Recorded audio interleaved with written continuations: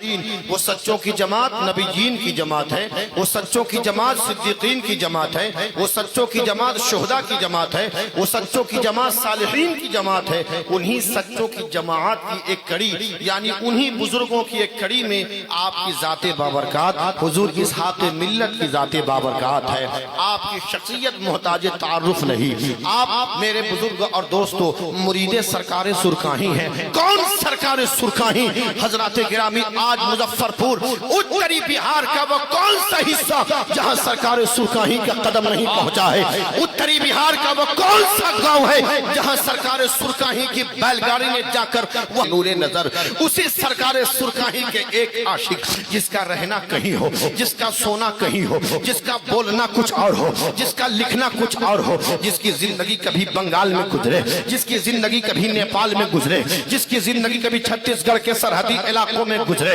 وہ عظیم ذات حضور اسحاق علی قلندر کی ذات بابرکات ہے۔ ایسا صوفی جس کی زندگی کا عالم یہ، جس کے وصال کے 20-25-30 سال گزرنے کے بعد بھی اس دربار کا فیضان ہے کہ کفر آ رہا ہے اور اسلام اپنا کر کے لوٹ رہا ہے، کفر آ رہا ہے اس کلمہ پڑھ کر کے لوٹ رہا ہے۔ وہ درگاہ اسحاق علی قلندر کی زندہ کرامت ہے۔ کیا آپ نہیں جانتے ایک ایسا آدمی جو بیماریوں سے لا علاج ہو چکا تھا، ڈاکٹروں نے جواب دے دیا تھا، ایسا بیماری سے لا علاج ہوا کہ دنیا کے بڑے بڑے ڈاکٹروں نے جواب دیا تو کسی نے پنجاب کی سرزمین پر کہا کہ سن تیرا علاج پنجاب کا ڈاکٹر نہیں کر سکتا، تیرا علاج امریکہ کا ڈاکٹر نہیں کر سکتا، کون تیرا علاج کرے گا؟ اس نے کہا مجھے بتا میرا علاج کون کرے گا؟ میرے پاس پیسوں کی کمی نہیں ہے، میرے پاس سرمایہ کی کمی نہیں ہے، میرے پاس ریسورس کی کمی نہیں ہے، پیسوں سے تول دوں گا جو مجھے اچھا کر دے گا،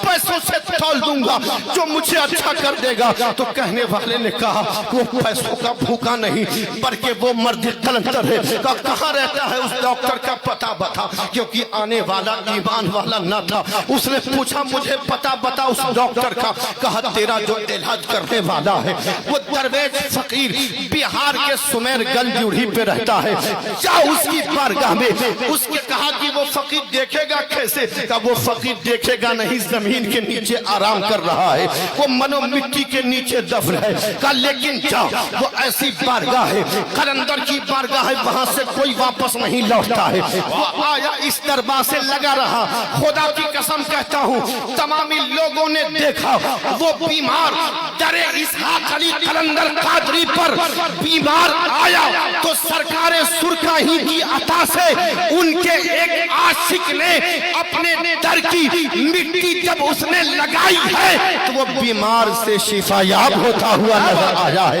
کیا بات ہے، کیا بات ہے، کا دربار ہے۔ کیا آپ نہیں جانتے ہیں میرے بزرگ اور دوستوں انہی کے خلیفہ ہیں حضرت سرکار عمر علی شاہ قادری رحمت اللہ علیہ۔ یہ بات تو ہمارے سمستی پور کے بہت سے علماء آئے ہیں، مسلک گھراری کے قریب میں آپ کا مزار شریف ہے۔ آج سے 4 سے 5 روز قبل یعنی جمعہ کے دن صبح میں میں منگیر شریف یعنی سرکار سرکاہی کے پیر و مرشد اولاد علی جن کے بارے میں اعلیٰ حضرت کہتے ہیں یا رسول اللہ تیری نسل پاک میں ہے بچہ بچہ نور کا، تو ہے عین نور تیرا سب گھرانہ نور کا۔ میں ان کی بارگاہ سے لوٹ رہا تھا کہ فجر کی نماز کا وقت ہوا اور نماز پڑھنے گیا وہاں، اور تھوڑی دور پر آپ کا مزار شریف ہے، فاتحہ پڑھنے کا بھی شرف حاصل ہوا۔ عظیم شخصیت آپ کا وصال ہوا، آپ کے بچوں نے جو عالم بھی ہے پروفیسر بھی ہے، ایک سے ایک قابل لوگ بدایو شریف میں وہ رہتے ہیں۔ حضرات گرامی والد صاحب کو دوسری جگہ پہ انہوں نے سپرد خاک کر دیا،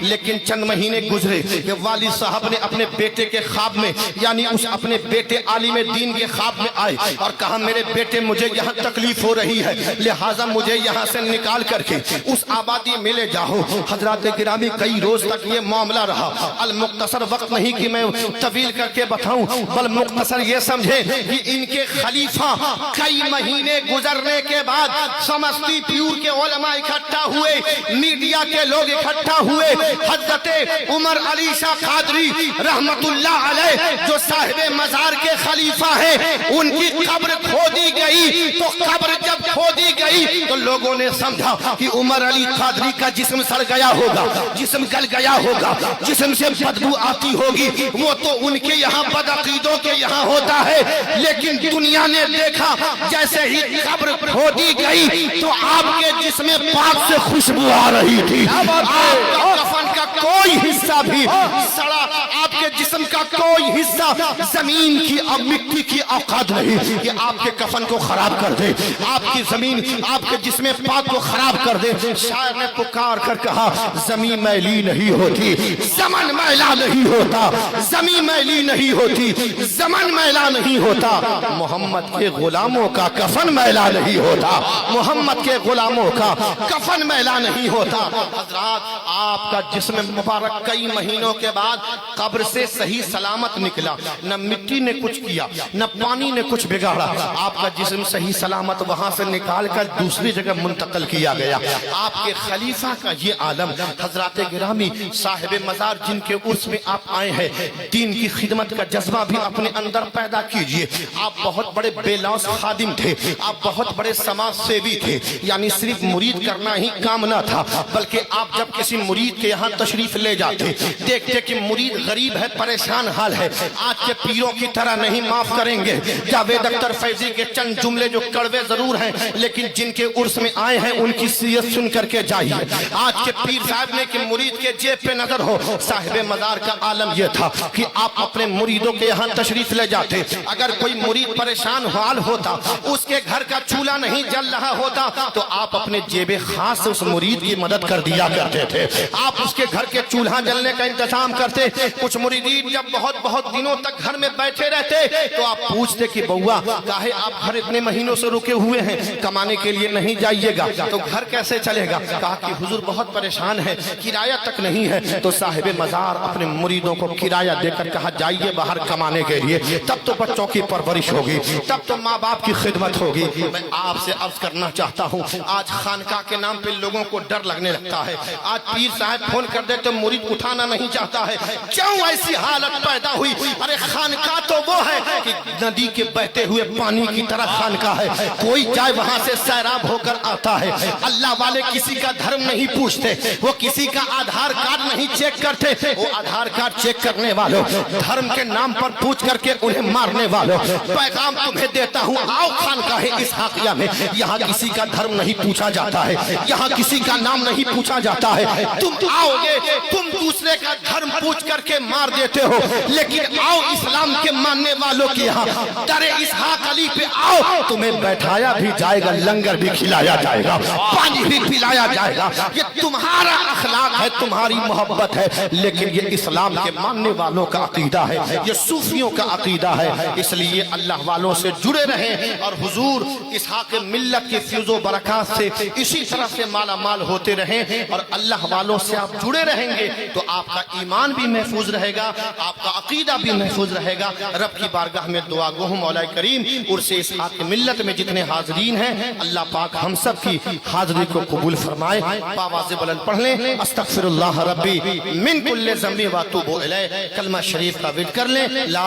وہاں تحریکی کام نہ کیا ہو، وہاں تنظیمی کام نہ کیا ہو، وہاں اسلام کا جھنڈا بلند نہ کیا ہو، کون سرکار سرکاہی؟ میرے بزرگ اور دوستوں، آج جو یہ عالم نظر آ رہے ہیں، آج جو مفتی نظر آ رہے ہیں، آج جو صوفی نظر آ رہے ہیں، یہ صدقہ ہے بیٹے علی کا، اس مرد قلندر کا جس نے پورے علاقے میں گھوم کر کے دین و سنیت کا کام کیا ہے، جس نے پورے علاقے میں گھوم کر کے مسلک اعلیٰ حضرت کے پرچم کو بلند کیا ہے۔ اس عظیم قائد کا، اس عظیم محسن کا نام سرکار سرکاہی ہے۔ حضرات گرامی، اسی سرکار سرکاہی کے